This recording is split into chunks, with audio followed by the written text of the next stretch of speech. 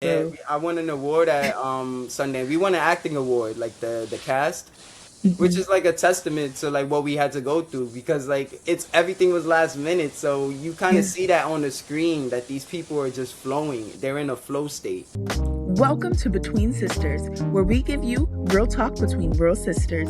Each week, we use TV, movies, books, and music as a mirror for real life because the stories we love, they always say more about us than we think. Today we are joined by Juan Collado, the star of Mad Bills to Pay, a powerful coming of age set in the Bronx, and it's already made waves on the festival circuit, including Sundance Film Festival, where it won an award, and it is now playing in theaters in New York. Kayla and I recently saw it. It was so dope. We told all our friends to go see it, and everyone else has been going to see it, and everyone has been like, this is so great. So we're so excited to talk to Juan today, and his journey into this role is just as compelling as the film itself. So we're excited to get into it. Juan, welcome to Between Sisters. What's up, y'all? I love this layout too with the three. What's it called? I like it a lot. Thank you. Thank you. Much for supporting the film. Thank you. This is a very like grassroots indie film, so yeah, this is a college film, a thesis film, like for somebody to graduate college.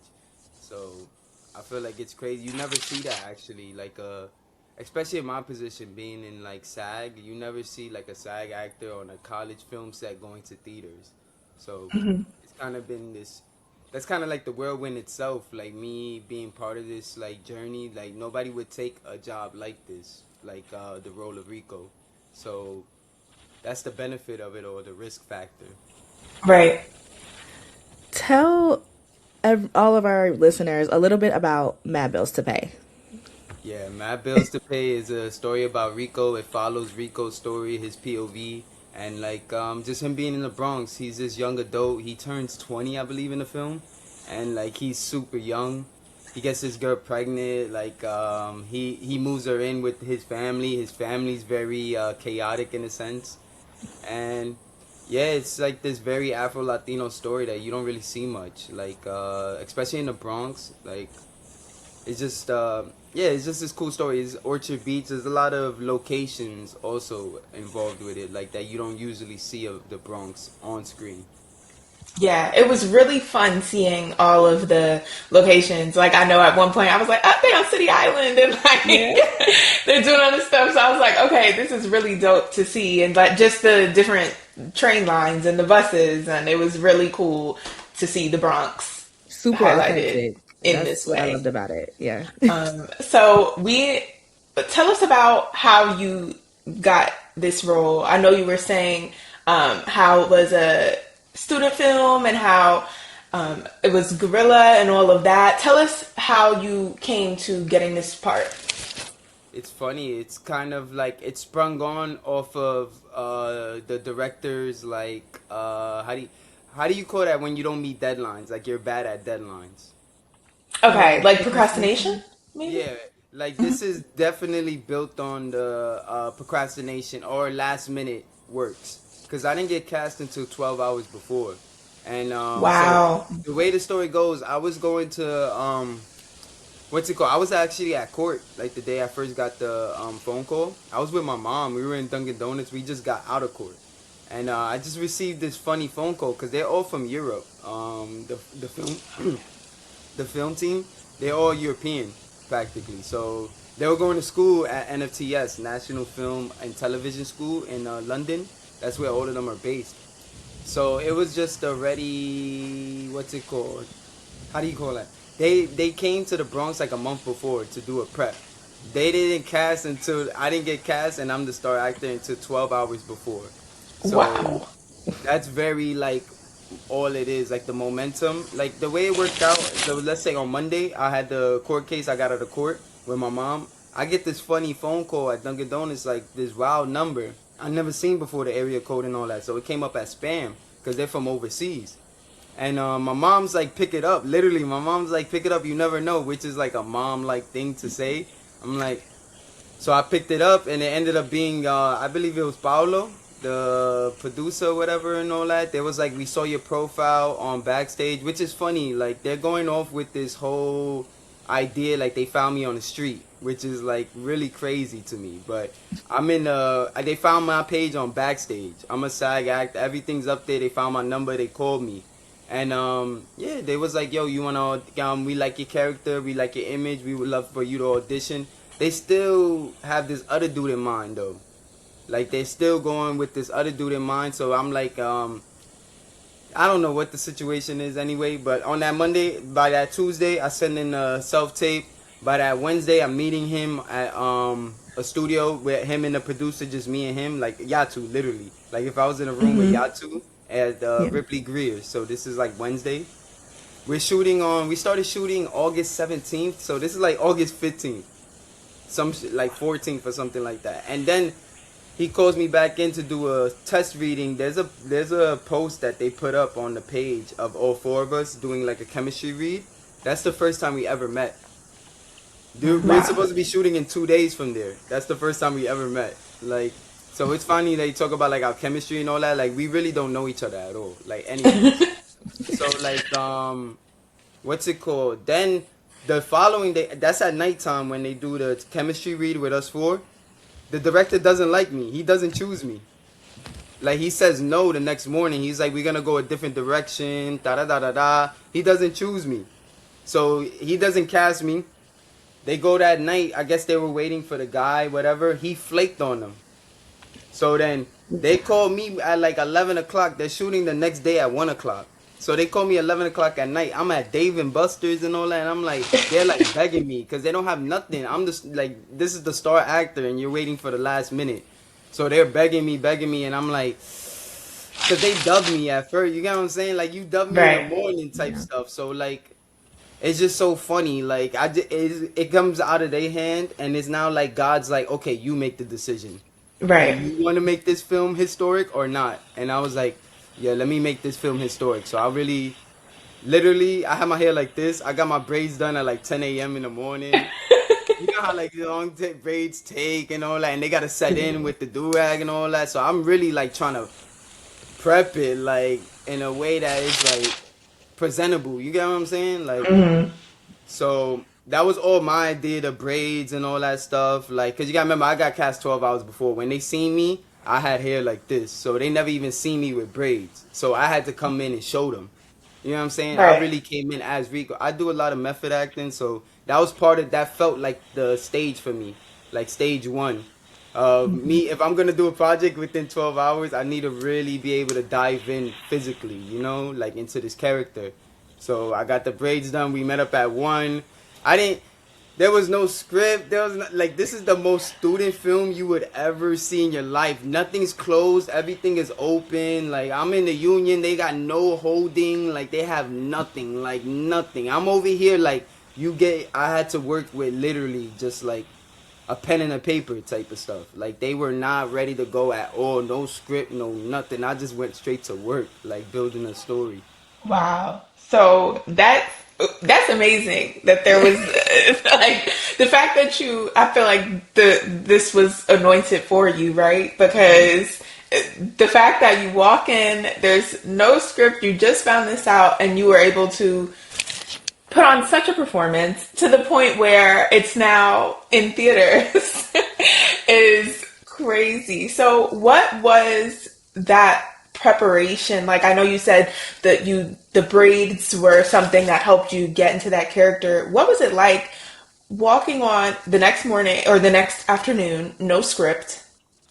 What's going through your head? What was that like? I'm like, yo, these dudes are like lucky. Like, they lucky that I'm like, because these are not New York artists. Like, you get what I'm saying? Like, these dudes are European. Like, they're really trying to tell a New York art story. And I'm like, you need a New York artist for that. So it's very, like, it's very humbling in that matter because it's like, oh, you needed me. Like, there's without a doubt. Like, without me, this is nothing, like, at all. So there's, like, harmony in that. But, like, preparing for the character, I don't. From the Bronx, I'm a Yankees fan, so I just used a lot of stuff that I'm like know from the. I don't really know the Bronx, so I look to a lot of stuff like for. I'm from Brooklyn, by the way, so like Everybody thinks I'm from the Bronx, but I'm not. And so my idea of the Bronx was Craig Mums Grant. Like I don't know if you remember Mums. He was in the show Oz. He passed away, R.I.P. But he's from the Bronx. He did a one man show called Sucker MC back in like 2015, 2014. And it's literally a story about him from the Bronx going into Hollywood, essentially. And I think that was metaphor. I watched that show at least 5 times. Like my MacBook, like this dude, like that's like black art at its finest for me. Like I took a lot of inspiration from Mums. Also Bronx Tale, obviously. Like if you see the film, it's very location based. I feel like Bronx Tale has a lot of that, but just more back in the days, like type of Right. stuff.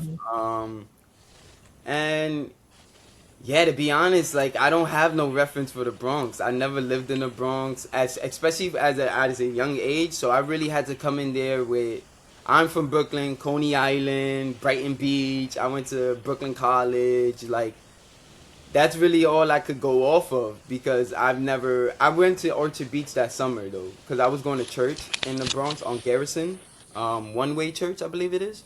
Okay. And so it's kind of like God manifested this for me. Like God prepped this for me. Like, and yeah, I don't know. It's just so hard because I'm a method actor. So it's really just me just being already in pocket before I even get to Right. set. Staying ready so you don't have to get ready. Yeah, literally. Yeah. That's crazy because I would have never been able to tell that you weren't from the Bronx. I just knew you were from the Bronx from watching that movie. My whole life. Like that's the irony of this all. Like I would be in Brooklyn. Like I went to Grand Street campus my freshman year. I'm in Brooklyn. People would think I'm from the Bronx, and I'm like, we're in Brooklyn. Like what? Like damn. Like people just give me that vibe. I don't know what it is. Like Yeah. So you recently said that you grew up in Bushwick. So what led to you pursuing acting? I feel like I've done it like my whole life, honestly. But the altering point that like made me want to be a professional was definitely my voice theater. Like there's a summer youth employment program in New York, so they have this summer. It's like at the time when I started, it was 7 weeks, but now it's 6 weeks. You get paid to work, so we were getting paid to act. Like we were creating our own stories, our own show essentially, like building it from the ground up. Very like the same thing with Mad Bills. Like the reason why Mad Bills I was able to get in there last minute and really build this up is because for my voice I've been doing that every summer, Yeah. but just on the theater end. Yeah, that's dope. So there's a part of the film that you cut your hair. Yeah. How, how was that? Knowing that you found out the night before and then you go into it, how was that? Were you a little hesitant to cut your hair? Were you all in? I wanted to do it like thing, but the way the director was approaching it, I was really pissed off. Like, cause he wanted to cut my hair with the braids on. Like I was like, ooh, what? Who does that? Like I was like, so we really had to go to the hair salon get the hair. If you notice in the film, I kind of got a blowout, and like when it's getting a haircut, cause we went to the hair salon next door. Like, so it kind of worked out in this weird way, cause they didn't know how to shoot it. They just knew that I was gonna get my hair cut, and then once you get your hair cut, it's done. Like you're gonna have to wait to grow your hair back, so you can't shoot nothing to match because you in a whole different look.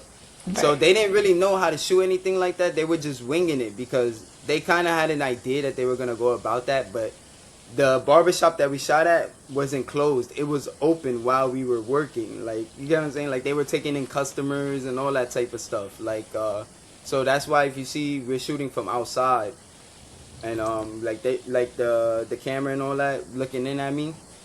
And it's just weird. Like there's a lot of like this movie is weird because it's no directing. Like the frames are so wide, the director's nowhere near us. Like you know what I'm saying? Like you're seeing me on the beach and all that. The director's like 50 yards away.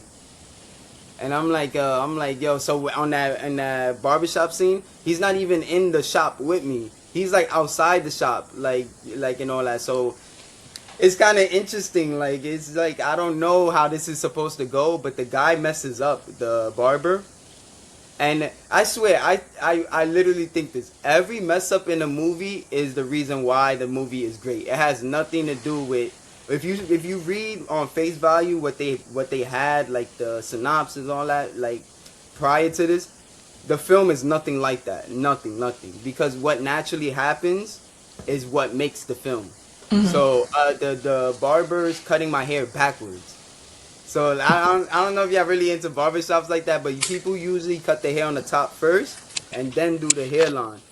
But if you notice in the film, he does the hairline first and then he chops my hair off. Yeah, Which yeah, works out Yeah. for us because it gives us time to really like extend the scene and all that stuff instead of just going for a straight chop. So but the barber didn't. It's because the barber speaks Spanish and Joel's not really like good at Spanish, so he didn't understand what Joel was saying at all. So he did his own thing. I'm just in the chair like, but good. I feel like that all of these things are contributing to why the film felt so authentic because it really was y'all going through Yeah, making it you never work. get an actor that would cut their hair 20 like that would be agreed to a movie that they're cutting their whole hair off. Like Yeah. I'm literally chopping the whole thing off. Like like I really committed. Like that's really like I think that's the whole essence of the story is my level of commitment. Like because they had nothing, like no permits, no holding, no people to talk. Like everything was it was just very grassroots. Like Yeah. that's why it's But very interesting talking about it. Like because it's yeah. gone so far. And for me, I went to film school, so I'm like I'm so used to working on student projects, and I'm like it's so funny. It's like you hit the jackpot after a certain amount.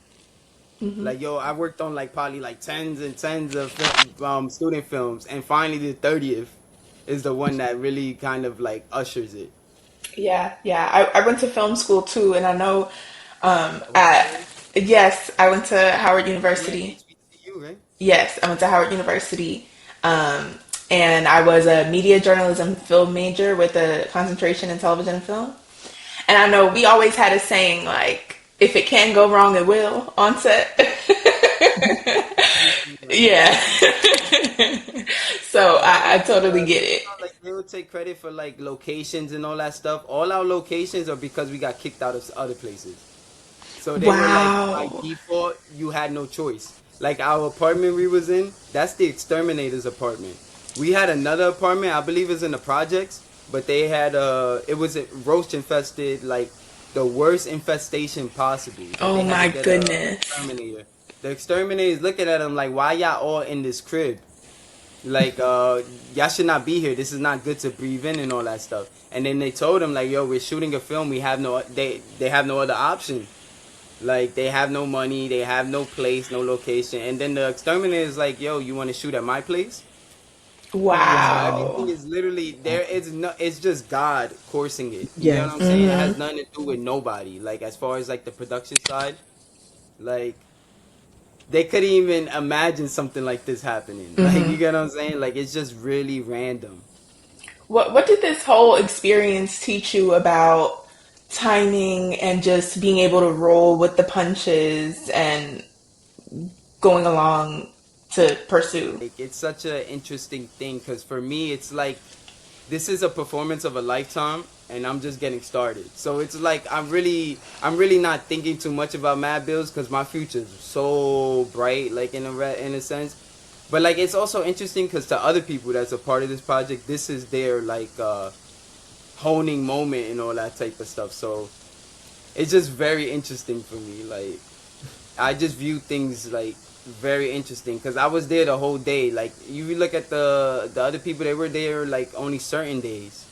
Like so, it's so very it's cool because people look at us like a family, and in our actuality, we really don't know each other. Like as soon as the movie ended, everybody went back to Europe and the production side. Everybody that was here for New York and all that stuff, we like went on about our life, and then out of nowhere, it's like, yo, we're going to Sundance, and I was like, ooh, I knew it.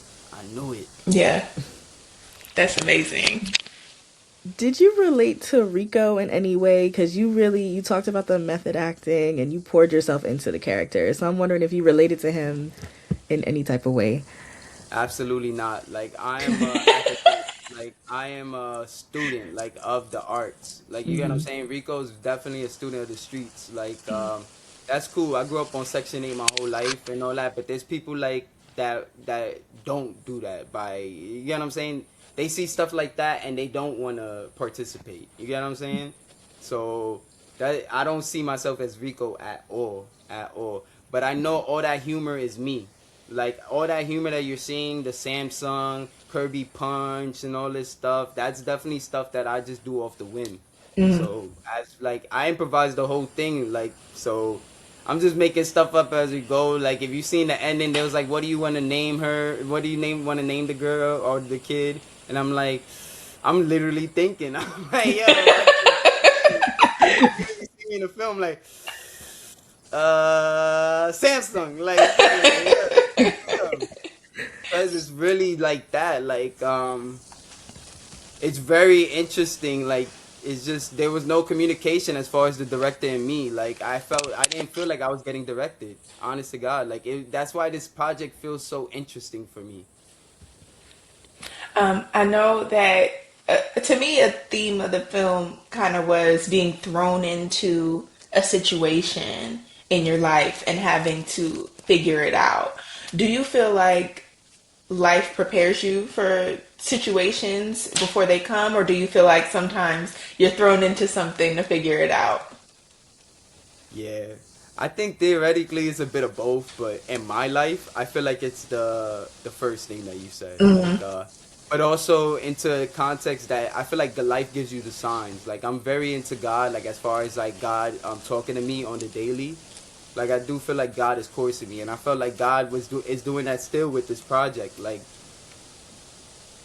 it just feels like he's hovering over me and like definitely talking to me. So it definitely feels like I'm looking for the signs, finding the signs, and acting on it. You know what I'm saying? Absolutely. Like, truly taking in the blessings. Absolutely. And we're that's kind of how we operate. So I love that Feel you that. I said feel that. that. Like, Yeah. I want to thank y'all again. Like, honestly, like, literally, like, I met y'all. The people don't know, but I know No. y'all for what's it called? Production. Yes. Like, Yeah. which is kind of funny. Like, I was doing the video for y'all for between this podcast, right? Yes. Yeah. And then we did it in the studio. I do the volunteering at the New York Public Library. Like I'm very academic, which is very funny. Like in real life, like you're gonna see me in institutions as opposed to seeing me in the streets, Right. like type of thing. Like so, I connected with y'all immediately. Like I get it. Like I got it. Like y'all locked in. Like that. I'm actually kind of jealous of that y'all relationship. I'm like, damn. I got like 11 siblings. I don't got no relationship like that with any of them. Like yo. But No, Thank you. yeah, it's we I appreciate really that. No, we definitely like I appreciate that. really thank y'all for taking your time out to even watch the film and then just to get to this point. Thank you. We appreciate that, and we immediately that we wanted to see the film because of you and the light that you had carried when we met you. So we were super excited to dive in, and we were so glad we did. So thank you for doing this. We want to talk about Sundance. Oh yeah, that's my baby, Sundance. So walk us through that moment when you found out the film was going to Sundance, and then your experience there and what that was like, because that's a dream for anybody in the industry. I knew we were going to Sundance the minute the camera started rolling. Like literally, like I'm that confident in my art and my techniques and everything. Like I've been in the union since 2018. Like I've been acting literally my whole life. So for me, I didn't shy away from the moment. I went straight to it. Like I went straight into the fire. I went with people that I don't know. Like you get what I'm saying? Like it's very unorthodox. And I think that's really the paying off factor is the risk that when you look at everybody else that's taking risk in this production, I without a doubt took the most. Like it's not even close. Cutting my hair, getting it's not even getting cast 12 hours before. 24 hours before he didn't even want me. Yeah. Like you get what I'm saying? So I gotta perform for a dude that didn't even want me. Like you get what I'm saying? So it's kind of like, for me, the risk factor is really that's why the art is so honored in a sense, and especially at Sundance, because like they really champion risk taking art, and you're seeing that on full scale with me playing Rico. Like, so when we first got into Sundance, I really knew we were gonna go to Sundance before we even shot a frame and all that stuff. Cause just like I'm saying, like it just felt like manifestation, like that God just put it on my plate. So I was like, yeah, like that's something that I always talk about because I'm always aiming for the stars. But I didn't know it would go to the other festivals. Like I thought it was gonna be like, for me, I thought it was gonna be Sundance, Berlinale, because Berlin is right after Sundance, like 2 weeks, like Valentine's Day. Then we did new directors, new films, and I'm thinking we going straight to theaters right there, because those are the biggest festivals. You get what I'm saying? Right. Like you don't need nothing else. You get those three right there, straight back to back to back. I felt like, boom, we were in the thing, but God had other plans. You get what I'm saying? So it extended out even more, and yeah, I got mixed feelings about that part of the whole process. That's my mixed feelings with the whole process. Like, we came out 2025 in Sundance, and then now we're coming out 2026. I felt like we had the opportunity for last summer, but that's neither here or there. You get what I'm saying? Like, we're all just getting started, so you don't know how things will pan out. But at Sundance, I was ready. I was locked and loaded. Like, everybody was having like imposter syndrome and all this stuff. Like, oh, we're not supposed to be. I was destined to be here. Like, I was already at the Kennedy Center like 10 years prior, performing. So my professor Sertich from LaGuardia, she's gonna watch the movie today with her class at Film Forum. Yeah, she's like put me in these high level situations. Like, I was at the Kennedy Center at 19, at Rico's age. Like, well, Rico's this hood dude, but when I was his age, I was at like these top academic institutions, like the Kennedy Center, Cape Cod. I went to Kennedy Center twice. I did the nationals in April and then MFA program in the summer. So I felt like I was ready to go. Like, I've always done the festival route, just on the theater end. So it made sense for me to make it to the film side with that transition. And I love Sundance. Like, I am a Sundance baby. Like, you don't understand. Like, Hoop Dreams, Paris is Burning, Garden State, Primer. Like, these are movies that I literally hold. Whiplash. These are movies I literally hold with my heart. I've seen at least 100 times. Like, and those Sundance banners, always something when I was a kid, I would be like, yo, I wanted that. I wanted that in a movie. Like, That's so And you guys won amazing. Best Cast Ensemble at Sundance. yeah, So, I won an award at Sundance. We won an acting award, like the cast, which is like a testament to like what we had to go through, because like it's everything was last minute, so you kind of see that on the screen that these people are just flowing. They're in a flow state.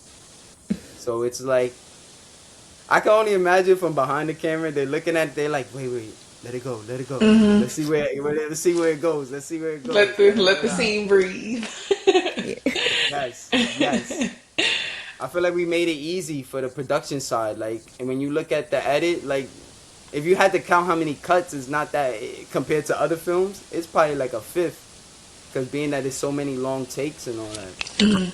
So you were saying that you had been, and your professor had put you in these spaces and this, that, and the third. And I know, even for me working in the industry, how powerful your network is and how powerful people championing for you is. What did you learn quickly about maybe being in a space like the film festival circuit and networking and moving through it in that way?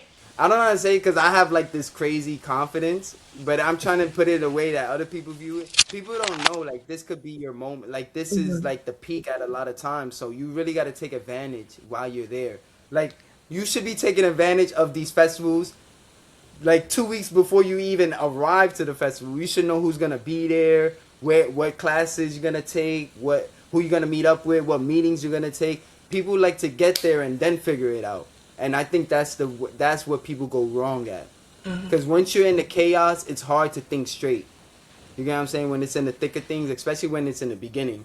And if you've never done film any festivals and all that stuff, you're just kind of like running like a chicken running with no head type of thing. There's no direction. I feel like once you able to put direction into your life, like as far as for these festivals, you're really able to course it through and really take benefit. Like I mean, for me, I knew that prior, so I was like building repertoire prior to these. Like I was going to the Sundance kickoff parties to see who's gonna be at Sundance and all that. So really just taking it all in. Like Yeah. I people don't know you could be at the little like LES Film Festival. It's like in context, people look at it like it's a small festival and all that. In actuality, that festival is really like prominent, and you could see it bubbling, like having this huge growth. And that was one of the festivals I loved the most from our run because of how like sorry I got like a thing because of how like they ran things. You know, it was very network oriented, very indie, very communal. I love that. And that was a gem that you just dropped about Yeah. preparation and because a lot of some people don't prep and that could be the difference. I experienced it with this film. Like Yeah. like literally there was no prepping. We just went out there and did it. Like Yeah. and And you guys that's filmed that in also 16 a days, testament to right? the That art. was really a fast turnaround. Yeah. There's a short film first. So being that when we shot it 2023 August, he had to submit to graduate in January.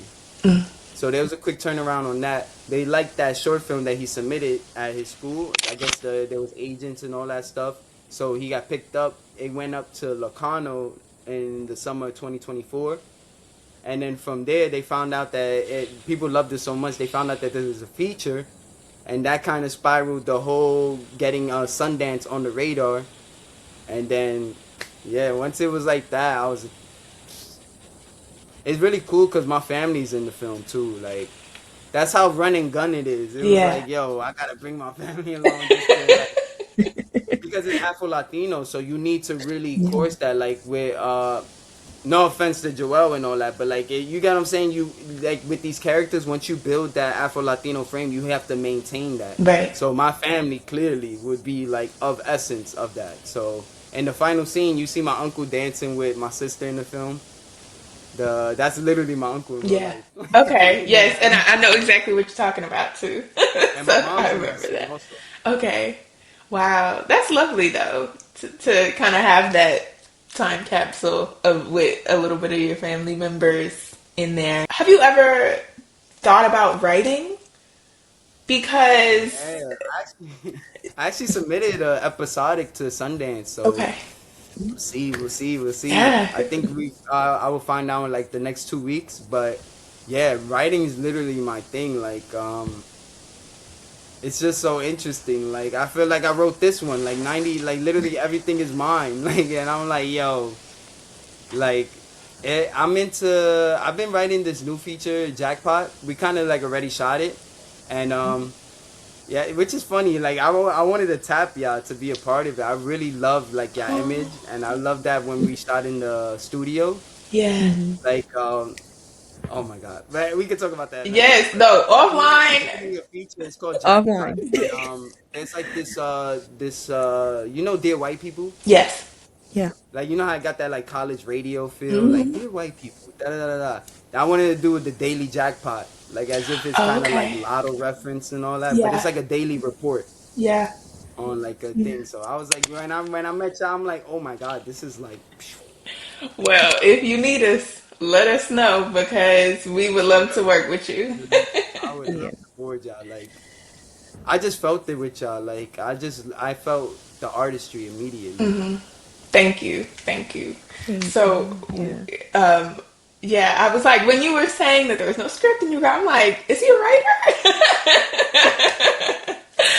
So, we just want to know we see that you have a clear vision for what you want and your where you want yourself to be in the industry. Can you share a little bit of that with us? Yeah, it's kind of interesting. Like I guess before I had like this image of what I wanted to be in the industry. I think since I won the Sundance Award, it's like I could be like I think God put it in a way that I don't have to worry no more. You know what I'm saying? 'Cause I think for career, everybody worries, especially in the arts. And I feel like I had a lot of that worry going into it. once Sundance put that jacket over me with the award, it's like I made it. Like, and especially coming out in theaters and like New York and all that, it's like if I never acted before, it's like I mean, after again, it's like I get to live this whole life. Like I've been looking into the whole educational system, like working that, like teaching the next generation how to be and all that, because it's like I don't want to be greedy, you know. Also, like I had my moment, you know what I'm saying. There's also that kind of thing, so that's why I'm also kind of wanting to go into more the directorial route and all that because I just want to expand my art. To be honest, if that's the answer I could give you, is just the expansion of my art in the career. So you're gonna be seeing a lot of mixed media, me playing with paper. Um, oh, I got like a idea. Wait. But I had like a book. Like I've been trying to work on like literature type of stuff. Like I think one thing that I kind of don't like with this whole process is that people look me at like I'm this hood guy because of Rico and all that. Like this I hate to say ghetto and all that stuff, especially with our complexions and stuff. I really that word really irks me, but like I think people put that presence over me based off this role. And I'm not like that at all. Like I'm very academic, very educated. Like so I think that's where I'm moving towards in my career, showing people that I'm not this 19, 20-year-old kid trying to figure out life, da da da. When I was 19, 20 years old, I had it figured out. Like, you know what I'm saying? Like I knew what I was. Like so that's kind of like the misconception. Like I guess it's so real that people really think it's me, like type of stuff. Like Yeah, I think sometimes that means you did a really good job, right? Like, you know, when yeah. you see somebody who was in a film and you're like, oh, but you know that's not them. I'm Well, low key kind of a villain. Like the one thing I really admire about this role, and this is my biggest takeaway. It's like the duality of it. Like I'm the antagonist and the protagonist. So I'm my worst enemy in this film, type of thing. Like nobody's doing nothing to me but me. yeah, Like so, that's kind of interesting because that's kind of hard to watch.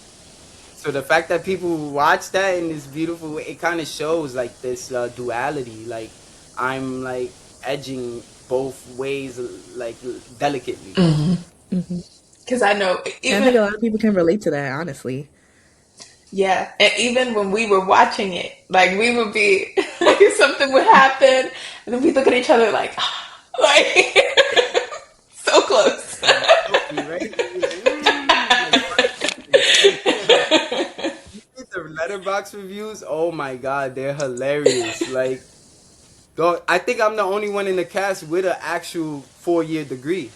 Like, but they, if you were to ask anybody outside, they would look at me like I'm the probably the least educated, based off how the character is played out, like type of thing. Yeah, yeah, So it's kind of this. It's just funny, like, and it's so fresh. So like that's the hard thing to talk about because it's like we've been on this process so long. It's finally come out, and it's so fresh. So it's like, oof. yeah. Because part of me wants to be like, I'm on to the next one, like literally, like, because I've been on this since 2023, and I'm like, how long y'all want me to be this 20-year-old? Like, you know what I'm saying? Like, I'm an adult, like, but that's kind of how the art shapes. Like, it takes the time. So, but then part of me is also like, damn, this is a performance of a lifetime. So I really gotta like take it in for what it is in that moment because there's people that do look up to me and are inspired and they see me doing this and they're telling me to keep going, keep going, keep going. So it's a mix of both. Like Yeah. I kind of want to move on, but also it's like people keep reeling me back in type stuff. Well, we are inspired by this whole journey and you developing yourself as an artist and pushing forward. We can't wait to see what you do next. We want to talk offline about what you're doing. um, For real. Yo, you know what'd be cool like in this recording? Cause I only like is there a way like yeah I could say in unison this is daily jackpot? we could. I think so. Like we could. Yeah, I think we can. Yeah. Because I want to kind of use that for like when we're boarding you and all that type of stuff. I feel like that would be a good introduction for people to see like or hear at least where like. And I think it would be cool like if we get this video now and then later on it becomes crazy like yo we literally manifested it Yeah, like yeah. We could even record it and send it to you. yeah that's even Yeah. better Yeah. yeah Okay. Yeah. Well, I can't. But this was such a good yes, interview. I'm thank so you. sorry for being like taking my time to get on. I didn't know the whole Riverside type of thing. I thought it was Zoom. I was kind of confused. They telling me download the app. I was like, oh. No, you're totally fine. Yeah. Tell our listeners and our supporters where they can keep up with you, where they can see all the stuff that you're getting into, your handles, Hmm. all of that. Yeah, what's up, everybody? This is the best podcast out right now. You're looking at a future like Golden Globe, Emmy-winning podcast. I think even the Grammys is doing podcasts now, which is funny because the New York Public Library studio is combined with the Grammys now. Wow. So you never know. But yeah, I'm Juan Collado. My Instagram is Ray the Wizzo. I've just started launching this new film called Jackpot the Film. Literally just Jackpot and the film. This fall, I shot another feature last year called The Cost of Living, directed by Matthew Petty. This is his directorial debut. So I like to stay in that realm of the people's directorial debuts because it's like you're from the ground up. You're seeing somebody from the literal ground up. So for Matthew, he should be slated to make his festival run later this year for the cost of living, and yeah, like I what is it, Raider Whistle? Yeah, I'm just happy that I met y'all. Honestly, I think God put me in that room with y'all for a reason. Absolutely. And we thank you so much for taking your time out to talk to us and do our podcast. We're so grateful. And thank you guys Oh, so much even for more. watching. Yeah, like I love y'all whole setup. When y'all posted that episode, I was really proud of y'all. I was like, damn, that came out mad nice. Thank I was you. like, whoa. Thank you Oh so no, much. seriously, I was like, yo, yeah, everything popped. Like the background, your skin, everything was really nice. Like really nice. Thank you. I'm gonna talk to Rave to see if we can get more hours for y'all, so we Thank can you. literally. Yeah, we really Cause that's appreciate something that. that the New York Public Library should be promoting. Yeah. Like y'all definitely like, especially y'all coming from HBCU, like Hmm. it's all within network, it's all within context, and I think y'all are what we should be promoting, honestly. Thank you so much. We so appreciate that. And we appreciate all of your words. It means a lot. We pushing and we're trying. Hopefully we can do another one like probably in the summer at the studio. That would be Absolutely. Yes, dope. Absolutely. that'd be dope. Thank you guys so much for watching. Please don't forget to subscribe to our YouTube channel and follow on Spotify and Apple Podcasts.